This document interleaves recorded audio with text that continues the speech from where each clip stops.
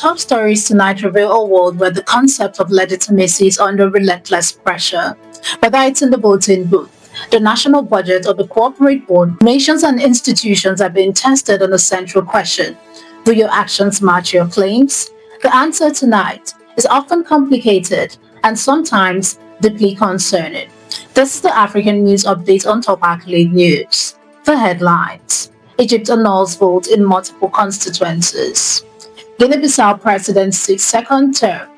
Tanzania's election fallout threatens international funding. Kenya sets 4.9% budget deficit target for 2026/27 fiscal year.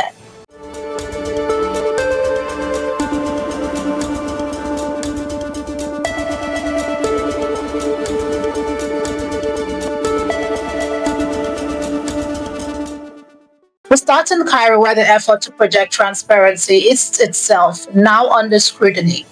Egypt annulled parliamentary votes in 19 of 70 constituencies on Tuesday, affecting over a quarter of first-round districts after the National Elections Authority documented violations, including improper electoral advertisements and discrepancies in vote tallies. The reruns follows appeals and President Abdel Fattah al-Sisi's directive to ensure transparency in the final parliament of his third and last term. The national list for Egypt, dominated by pro-government parties, has already cleared the 5% threshold to secure seats, while overall turnout in its first round was around 23%. Even in controlled election, procedural breaches can shake the facade of legitimacy. From questions of integrity in Egypt to the dangerous question of stability in West Africa, President Umaru Sissoco Mbamo is seeking to run for a second term in Guinea-Bissau's November 23rd elections, aiming to become the first leader in 3 decades to win re-election despite a tenure marked by coup attempt, parliamentary dissolution, and dispute over his legitimacy. His main challenger has been barred, giving him a strong advantage even as the country grapples with the booming cocaine trade and limited social progress. In a nation repeatedly shaken by coups, survival is not the same as stability. The lack of political legitimacy can quickly translate into hard financial consequences, as Tanzania is learning now. President Samia Suluhu Hassan warned on Tuesday that Tanzania's global reputation damaged by clashes during last month's disputed election could make securing international loans harder. Swearing in new ministers in Dodoma, she urged focus on domestic funding, noting planned external borrowing of 8.7 trillion shillings for 2025/2026. Right groups and the United Nations report hundreds killed in election violence, though the government disputes this. Hassan promised to investigate the unrest and offered condolences to affected families. A nation's image can cost more than money, it can cost its future. We shift focus to the fiscal tightrope work in neighboring Kenya. Kenya aimed for a budget deficit of 4.9% of GDP in 2026/2027 fiscal year, slightly above this year's 4.8%, as the government seeks to balance critical expenditure with heavy debt repayment from last year's of infrastructure borrowing.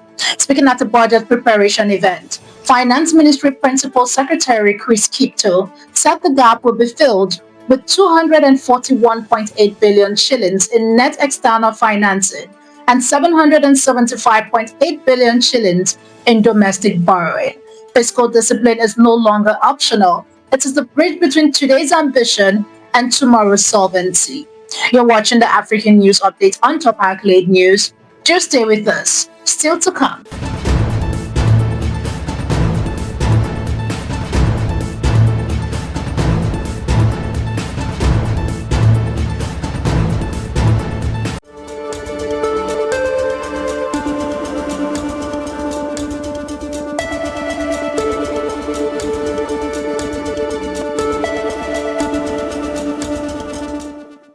Thanks for staying with us.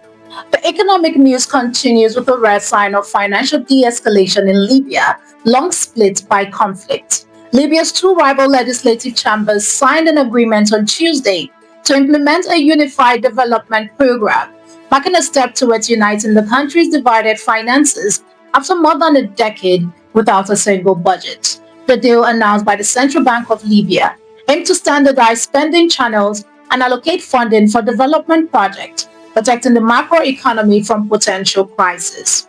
The agreement involved the external base, the House of Representatives, and the Western High State Council, whose administrations have historically competed for control over oil revenues. In a nation long split by conflict, a shared plan for development is a rare bridge over a decade of division. Now to a stark case where the pursuit of corporate profit collides directly with allegations of human rights abuses. French energy giant Total Energies is facing allegations of complicity in war crimes over a 2021 massacre near its gas project in northern Mozambique, claims that the company has denied. The complaint filed by the European Centre for Constitutional and Human Rights with French prosecutors alleges that Total Energies was aware of violence by Mozambican security forces, including the torture and execution of civilians held in shipping containers, yet continued supporting the Joint Task Force. The violence occurred in Cabo Delgado province amid government effort against Islamist militants linked to the Islamic State. Environmental groups have called on the UK and Dutch government to withdraw financial backing for the project. To the insidious cruelty of online hatred directed at a young competitor, Miss Namibia Johanna Swartboy, currently competing in the Miss Universe pageant in Thailand, has been targeted with racist and tribalist attacks online, prompting the Miss Namibian organization to consult lawyers and address the hate speech.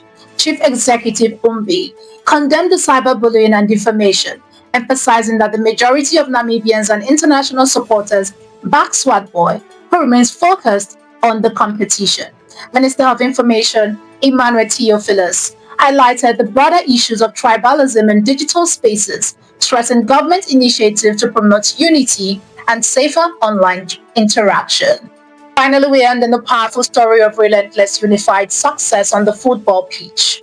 Morocco continued their record-breaking run of successive victories by defeating Uganda 4-0 in a friendly on Tuesday as they prepare to host the African Cup of Nations next month. The scoring began with an own goal by Uganda in the 4th minute, followed by Morocco's second strike before half-time. Two late goals in the second half sealed the 4-0 win.